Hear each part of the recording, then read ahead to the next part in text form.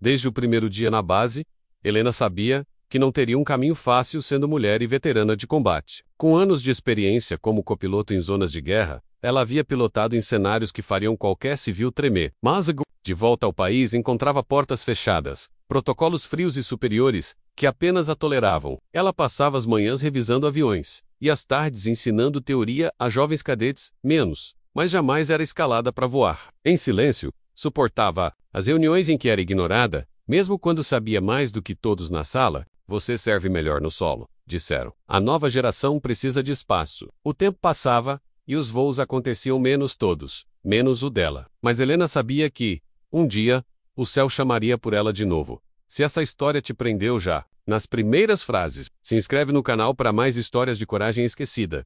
Aquela manhã parecia como todas as outras. Céu limpo, rotina rígida e olhares desconfiados no hangar. Um exercício aéreo de demonstração estava marcado, com autoridades e imprensa presentes na base. Helena foi escalada para acompanhar a preparação, revisar sistemas e orientar os novos pilotos no checklist técnico. O avião principal, um cargueiro leve modificado, seria pilotado por um jovem tenente recém-promovido. Helena observava de longe, calada, enquanto ele revisava cada painel, com insegurança disfarçada de confiança. Ela queria alertar sobre o problema na válvula secundária, mas sabia que não escutaria. Então, preferiu anotar discretamente e seguir suas ordens. Naquele momento, ela nem imaginava que sua chance estava prestes a chegar de forma drástica.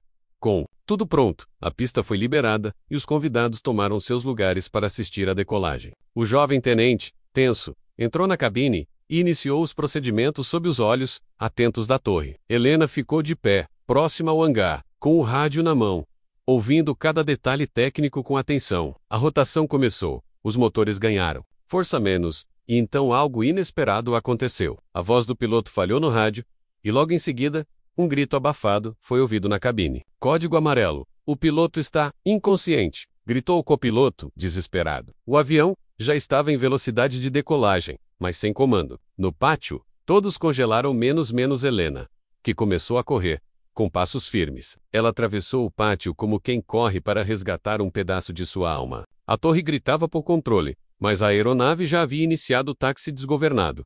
Parem essa pista, alguém ordenou, mas ninguém tinha uma solução imediata. Helena subiu pela lateral do cargueiro, com a habilidade de quem conhecia cada centímetro daquele modelo. Arrombou a escotilha auxiliar e entrou na cabine antes que o avião levantasse o nariz. Viu o piloto desmaiado e o copiloto travado, com mãos tremendo no manche. Saia.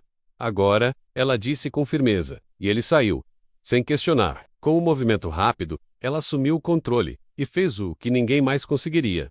O avião já havia passado do ponto de reversão e estava com potência máxima na pista. Helena ajustou os flaps, segurou o manche e puxou no momento exato, fazendo o cargueiro decolar com precisão cirúrgica. Lá do solo, os oficiais observavam em choque, sem saber se ordenavam retorno ou apenas deixavam ela seguir. Na torre, o silêncio foi quebrado por um dos veteranos que murmurou.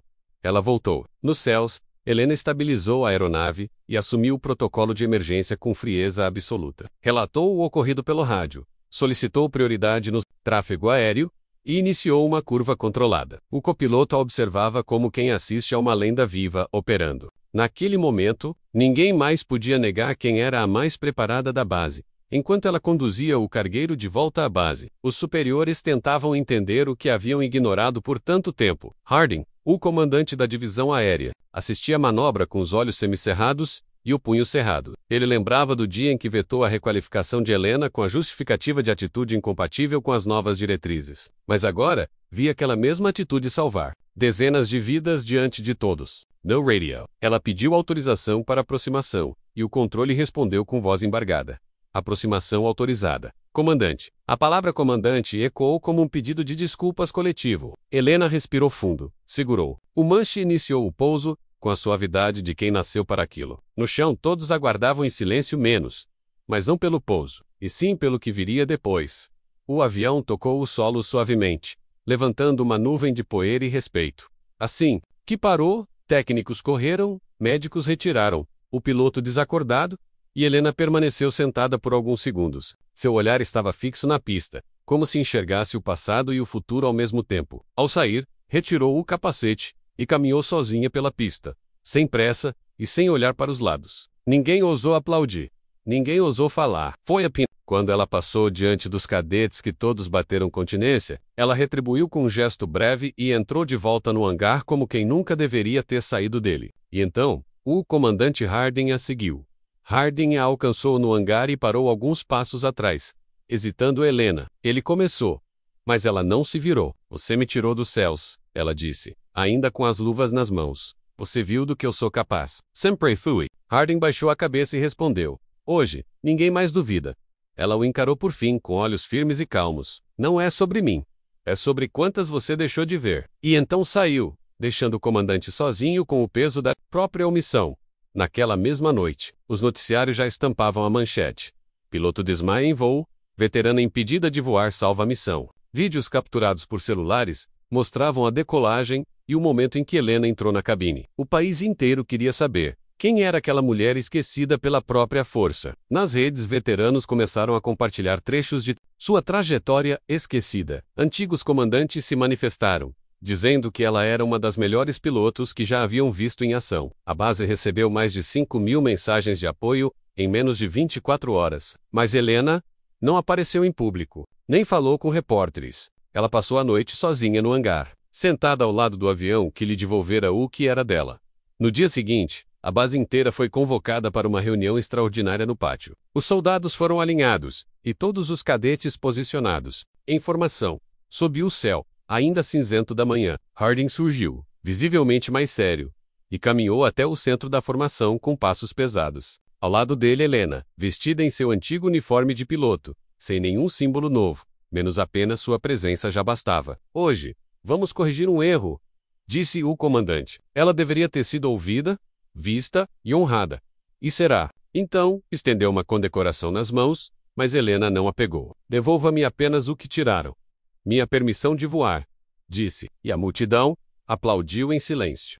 Na mesma tarde, a permissão de voo foi restaurada oficialmente e com urgência. O documento foi entregue a Helena em mãos, com a assinatura do alto comando e um pedido formal de desculpas. Ela não sorriu, não comemorou, apenas respirou fundo e disse: agora posso trabalhar. Nos dias seguintes, foi integrada ao novo programa de manobras táticas, mas com status provisório. Muitos ainda a viam com desconfiança, como uma lenda que não deveria voltar à ativa. Mas Helena não queria respeito fácil, queria mostrar, mais uma vez, porque seu nome já estava gravado na história da aviação. Em cada voo de teste, em cada simulação, sua precisão deixava os mais jovens calados, e o comandante Harding, agora assistindo de perto, sabia que ela não estava. Olhe por nostalgia.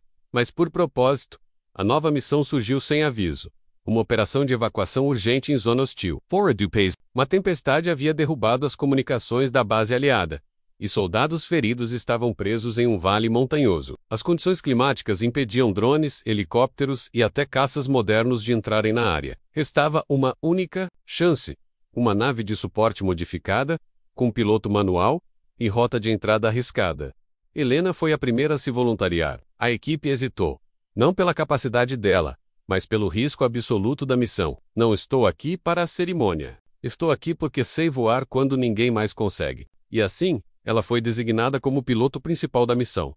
A preparação foi feita em silêncio, longe da imprensa e da maioria da base. Helena revisava cada detalhe do plano, do peso da carga, até a frequência de rádio reserva. SWAC. Era quase desconfortável para os mais novos, que esperavam ver nervosismo menos, mas só viam disciplina. Enquanto os engenheiros ajustavam o avião, ela fazia algo que poucos notaram. Visitava os soldados da equipe de resgate um por um. Ela olhava nos olhos de cada um, perguntava sobre suas famílias e prometia: eu trago todos de volta. O hangar onde o avião foi posicionado parecia mais uma catedral silenciosa. E quando a noite chegou, ela subiu a bordo, ajustou o assento e murmurou: finalmente, de novo. A torre autorizou a decolagem, e o céu escuro a recebeu como a velha amiga que sempre esperou seu retorno. A decolagem foi suave, mas o trajeto estava longe de ser simples. O radar apontava formações de tempestade à frente, e os ventos de rajada exigiam ajustes constantes no voo. Helena mantinha comunicação mínima, poupando energia e atenção para o que realmente importava. A certa altura, os sensores começaram a falhar, exatamente como previsto, e os sistemas automáticos pediram retorno imediato. Ela desligou os alertas e assumiu manualmente todos os comandos da nave. A tripulação se manteve em silêncio. observando a precisão com que ela conduzia aquela máquina no escuro. A base insistia pelo rádio. Você ainda pode abortar. Mas Helena apenas respondeu: vocês me impediram de voar. Agora não me impeçam de salvar. Após 2 horas de turbulência intensa, ela conseguiu identificar os sinais da base. Em Curl, estavam em uma encosta quase inacessível, cercados por destroços e visibilidade quase nula. O pouso era impossível em condições normais menos. Mas Helena não era uma piloto normal. Ela fez a aproximação em círculo, cortando a altitude com técnica precisa, como se redesenhasse o céu com suas asas. Cada curva era um teste, cada grau errado poderia ser fatal menos, mas ela não errava. Com calma, ajustou o flap, recuou o motor e pousou em uma clareira improvisada com menos de 100 metros de espaço. Ao tocar o solo, a nave tremeu, mas permaneceu firme, e os soldados cercados correram em sua direção como se vissem um anjo de aço surgindo no meio do caos. Helena desceu da cabine sem pressa, caminhando até o grupo com os olhos atentos e a voz firme. Hora de voltar para casa. A evacuação começou imediatamente, com feridos sendo embarcados um por um, sob sua supervisão. Mesmo os médicos a obedeciam sem questionar, como se sua presença fosse o próprio comando. Lá de cima, a tripulação mantinha o motor aquecido e os sistemas prontos para decolar a qualquer momento. Ao final, 27 soldados estavam a bordo, entre eles 3 em estado crítico. O tempo era curto e o céu ameaçava se fechar de novo. Ela subiu, conferiu tudo e gritou: segurem firme. E então, como em seus tempos antigos, levou todos de volta ao céu. O retorno foi turbulento, mas desta vez o rádio estava em silêncio. Total. Helena voava com um instinto e a memória de quem havia passado por coisa pior. Com os feridos estáveis e a equipe segura, ela iniciou o retorno com uma rota improvisada para evitar o pior da tempestade. Quando surgiu nos radares da base, o controle não acreditou no que via.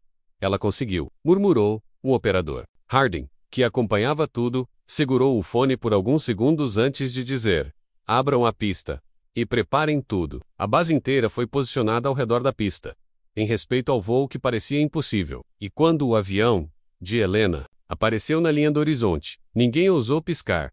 O pouso foi suave, mas a emoção foi pesada como o aço da fuselagem. Helena manteve o controle até os últimos metros, parando o avião bem no centro da pista, sob aplausos contidos e olhos marejados. Assim que a escotilha se abriu, médicos correram, soldados se alinharam e os feridos foram retirados com rapidez. Mas ninguém desviava o olhar dela, menos da mulher que pilotou contra todos os ventos e voltou com todos vivos. Os cadetes que antes cochichavam sobre ela ser ultrapassada agora batiam continência com postura impecável. Jornais já começavam a noticiar o feito, mas nada se comparava ao silêncio respeitoso da base. Helena desceu por último, caminhando pela pista entre soldados em formação. Era como se cada passo apagasse uma injustiça do passado. Na sala de comando, o general da divisão aérea pediu que todos os oficiais estivessem presentes. Helena entrou e foi chamada ao centro da sala, onde Harding, com expressão firme, a esperava. Helena Duarte, por ação decisiva, coragem e perícia técnica além do esperado. Esta divisão reconhece sua autoridade e reintegração total. Com essas palavras ele entregou não uma medalha, mas um novo crachá de comando, menos com acesso a todos os setores de voo. Ela o segurou com respeito, mas sem emoção teatral, como alguém que apenas recupera o que nunca deveria ter perdido. Obrigado. Agora quero treinar os que virão depois de mim, ela disse, deixando todos em silêncio. Harding assentiu, e um novo ciclo foi iniciado, desta vez, com ela liderando os céus, e os que ainda aprendiam a tocá-lo. A base inteira parecia respirar diferente naquela noite. Horas depois, já sozinha no hangar, Helena observava o avião, que pilotara na missão. Passava a mão pela lataria, como quem agradece a uma velha amiga de combate. Nos alto-falantes da base, uma transmissão inesperada foi feita. Capitã Helena Duarte, seu voo está registrado nos arquivos da Força como missão histórica. Bem-vinda de volta. Ela fechou os olhos por um segundo, e sentiu tudo o que anos de silêncio haviam contido, mas não chorou. Apenas sorriu de leve. Ela sabia que ainda havia muito a fazer, e muitos a ensinar, porque mais do que voar, ela havia provado que vozes silenciadas podem um dia comandar o céu. Com sua reputação restaurada, e agora ocupando uma posição de liderança, Helena iniciou um novo programa de treinamento. Ela queria mais do que formar pilotos. Queria moldar soldados que não fossem esquecidos pelos próprios comandos. A aula era marcada por relatos reais, manobras que saíam dos livros e entravam direto da memória viva de combate. Os cadetes não viam apenas uma instrutora. menos viam uma mulher que havia vencido o próprio sistema. Em pouco tempo, sua presença se tornou símbolo de mudança dentro e fora da base. Militares de outras unidades pediam transferência apenas para aprender com ela, e o nome Capitã Duarte voltou a circular entre os que antes a ignoravam. Mas ainda havia algo que ela não tinha enfrentado: o fantasma de sua missão mais antiga. Anos antes, numa missão fora do país, Helena havia sido a única sobrevivente de uma emboscada aérea. Seu avião caiu no deserto, e ela passou dias sozinha. Antes de ser resgatada, menos um episódio jamais relatado com detalhes. Na época, sua sobrevivência foi tratada com desconfiança, e parte do comando sugeriu que ela desobedecera ordens. Esse trauma foi o início de sua exclusão silenciosa do comando aéreo. Agora, com sua nova autoridade, Helena decidiu reabrir oficialmente os registros da missão. Pediu acesso aos relatórios, gravações e cakes sprays que haviam sido arquivadas, com selo restrito. O que ela encontrou ali não era erro, era ocultação deliberada. Alguém havia forjado partes do relatório para protegê-los e derrubá-la. Com os documentos em mãos, ela não procurou vingança menos.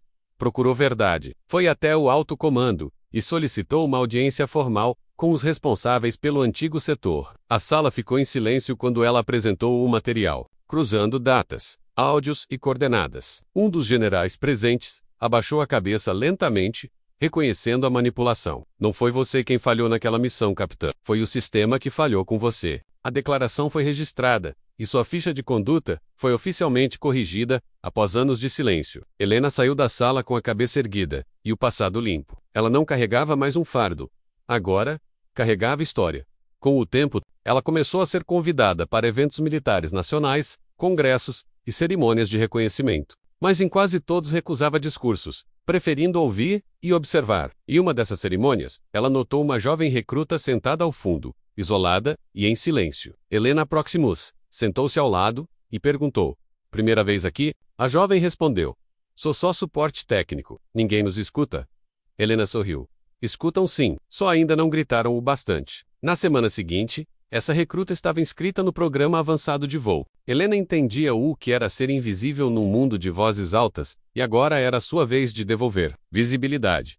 A base onde servia começou a ser conhecida como a Base da Fênix, em homenagem ao retorno de Helena ao comando. Journey chamavam do piloto que o sistema tentou enterrar. Mas ela não se encantava com os holofotes, menos continuava chegando antes de todos e saindo por último. No mural da base, sua foto foi pendurada ao lado de antigos heróis de guerra. Ela pediu que não colocassem legenda, apenas a insígnia que carregava no ombro Boaran sobreviveram Boltar. Ao lado, o hangar onde ela pousou, após a missão de resgate, foi renomeado com seu nome de guerra, Hangar 27 de Duarte.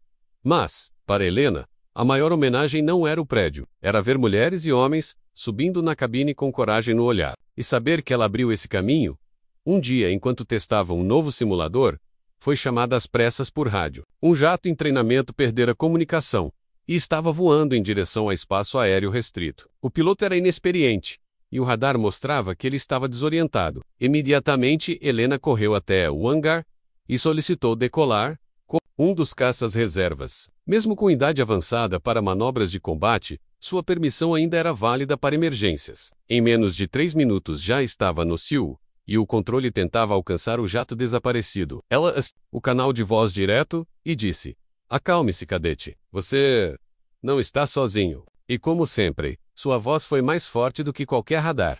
Ela encontrou o jato voando em altitude perigosa, próximo de uma linha internacional. Aproximou-se com precisão, mantendo distância segura e transmitindo calma pelo rádio. "Oh, Jove!" Piloto corava, confuso e com instrumentos parcialmente falhando. Helena não gritou ordens, contou a ele como uma vez. Anos atrás, também voou sem saber se voltaria. Aos poucos ele estabilizou o avião, ajustou o curso e conseguiu segui-la. Eles voaram lado a lado por longos minutos, até avistarem a base. Novamente, na torre de comando, todos estavam em silêncio absoluto, esperando o retorno. E quando ambos tocaram o solo, foi como se o ciclo de toda sua vida tivesse finalmente se fechado. Após o pouso, o jovem piloto correu até ela, ajoelhou-se e disse: "Você me salvou." Ela o ergueu com um gesto simples e disse: "Agora você sabe voar." A comoção tomou a base, mas Helena se retirou discretamente. Naquela noite, sentada sozinha na pista vazia, ela olhou o céu e agradeceu pela chance de voar, pela dor que a moldou e pelas vidas que agora seguiam em segurança. Ela sabia que não viveria para sempre nos ares menos, mas que seu legado sim viveria. E não em medalhas ou prêmios, mas em cada piloto que ousasse voar, quando todos dissessem não, porque o céu pertence àqueles que nunca desistem dele.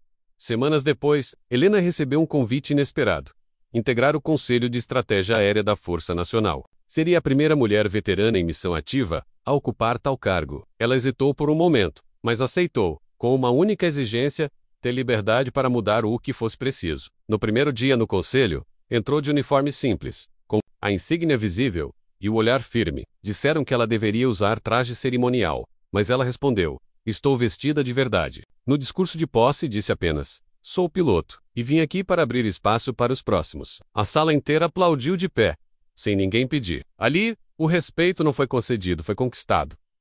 Anos depois, uma geração inteira de pilotos começaria seus voos contando a mesma história, a da mulher que foi impedida de voar, mas que não aceitou o chão como destino. O hangar 27-D se tornaria local de visita obrigatória para todos os cadetes. E na parede, uma frase, gravada em aço, ecoaria por décadas: não me deram asas, eu as reconquistei. Helena não buscou glória, buscou justiça. E no fim, o céu, que um dia foi negado a ela, tornou-se seu lar eterno. Porque quando o mundo tenta derrubar quem nasceu para voar, ele só consegue assistir de baixo. Se essa história te tocou, não esqueça de se inscrever no canal e compartilhar com quem precisa lembrar que honra, um dia, sempre encontra seu caminho.